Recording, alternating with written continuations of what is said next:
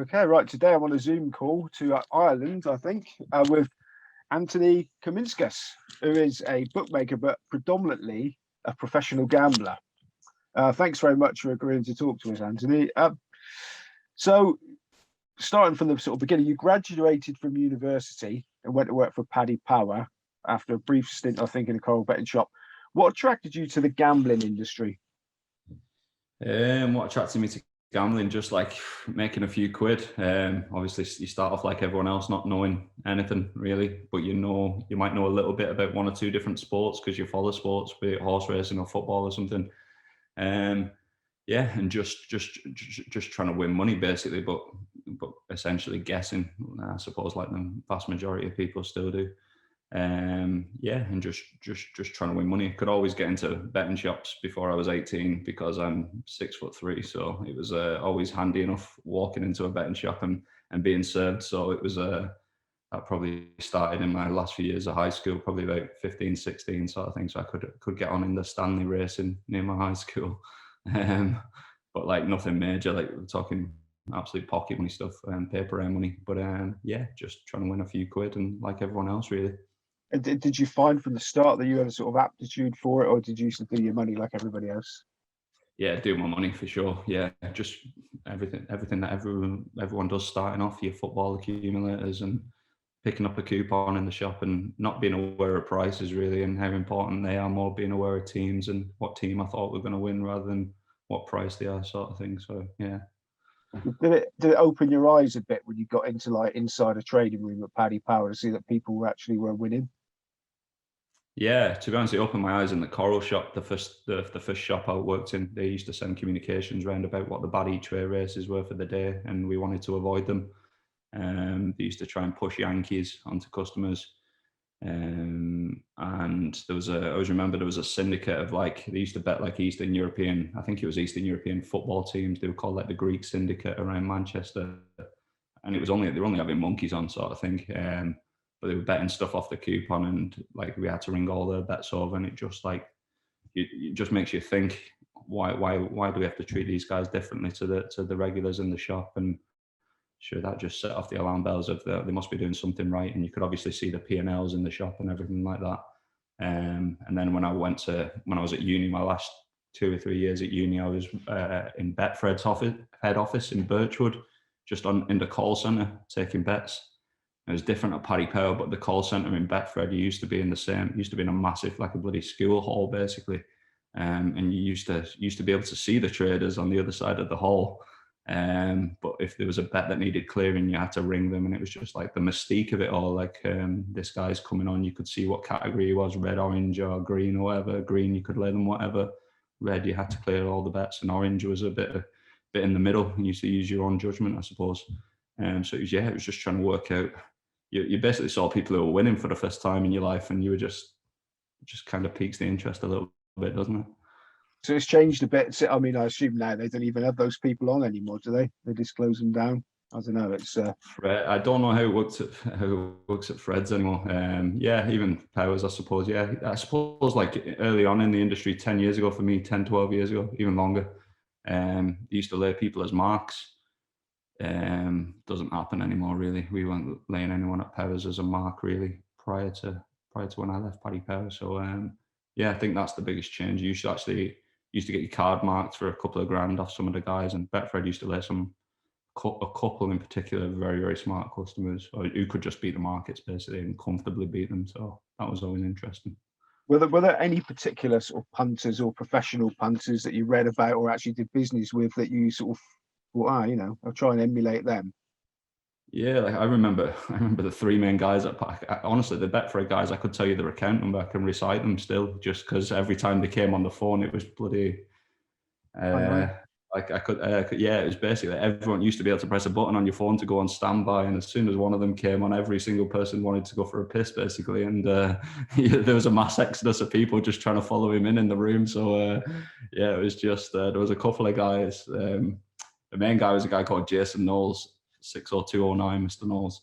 And he was just absolutely deadly. I don't know him. I don't even know who he is. I've heard his name mentioned the odd time, and I think he was based in Swindon, and he was like Fred's smartest early price customer basically, and he was sure he paid for a few nights out at uni, did Mr. Knowles. So thank you.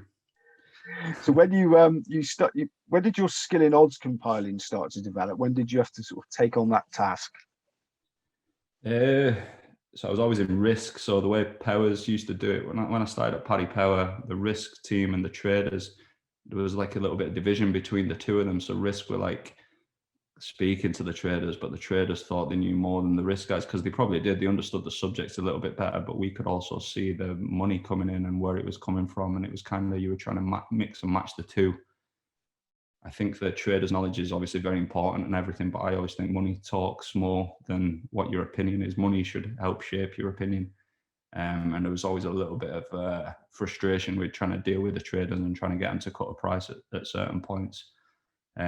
So yeah, just and then I moved into odds compiling after that, but like the game was changing obviously around then, like 2013, 2014, especially in Paddy Power with the merger with Betfair. And we originally set off compiling, but then it all became about product and having as many markets up as Bet365, and it just like compiling kind of got pushed down the priority list essentially. Okay, now if I've got my facts right, you were successfully punting and working for Paddy Power in parallel. How much of your early punting success was due to following like those sharp guys?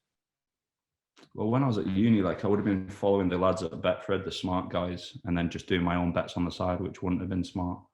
But we're talking, when you say talking, following, sure, I was having like 50 quid on, and it was all the money I had in the world. So it was like a little bit different.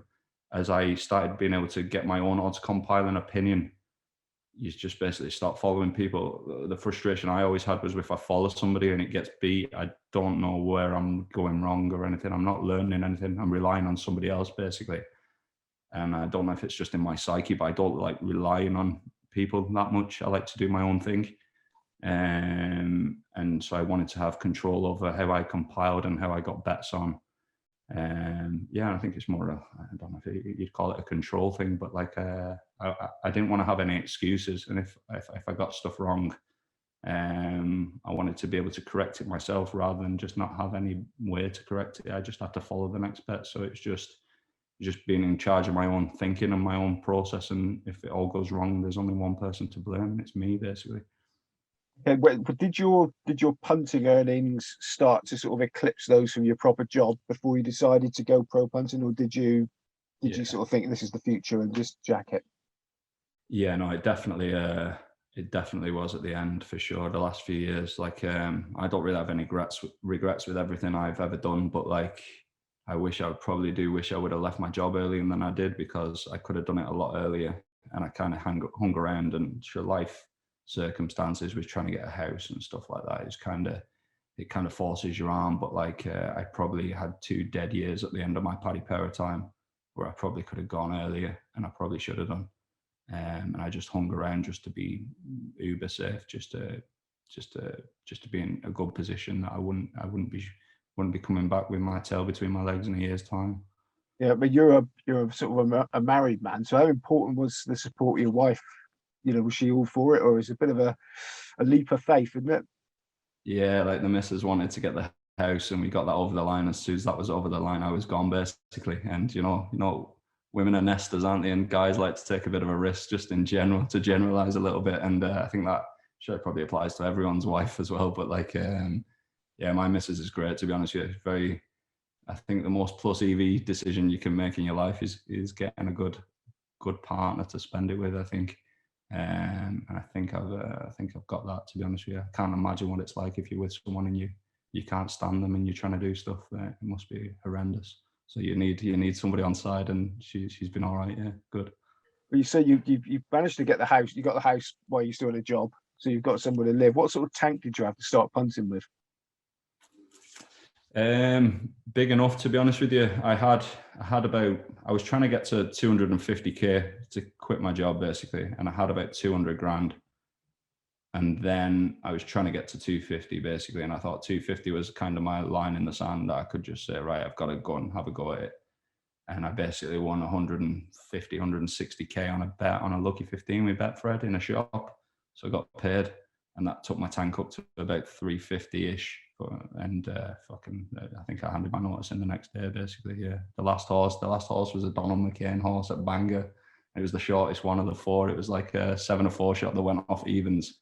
It was about 20 lengths clear coming to the last, and it nearly fell. And I swear to God, I've never shit myself as much in my life, because I knew that I was handing the notice in. Can't remember the name of the horse, but yeah, and it just won like 6 lengths and easy enough. And I was just like, happy days. So yeah. Now, doing these interviews, I feel a little bit like a stalker, because I've sort of asked people about you, and I've done a bit of research and things. And I was sort of told that you found an edge that nobody else has spotted, and then decided to go all in for it. Can you tell us what that edge was, or is it still your edge? You'd probably have to ask me what you think it is, to be honest with you. I don't know. Like, it changes all the time. To be honest, if you know the edge in particular, you should say it to me, because I actually don't. No, I don't. I was just don't. told that you found an edge that nobody else has spotted early doors. That's the dream. I think maybe I have on certain instances, but it's not. I didn't quit my job to go all in on one thing. Basically, I had a few different things and a few things going on. And edges are changing all the time as well. You never know how long they're going to last, or what's going on. So no, I never quit my job to go all in on an edge. I don't think, anyway, unless someone can point it out to me. But there's always edges that you're just trying to exploit, basically.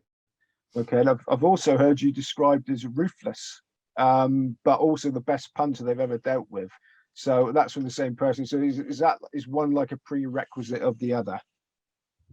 Prerequisite? No, I don't think so. I think it's ruthless.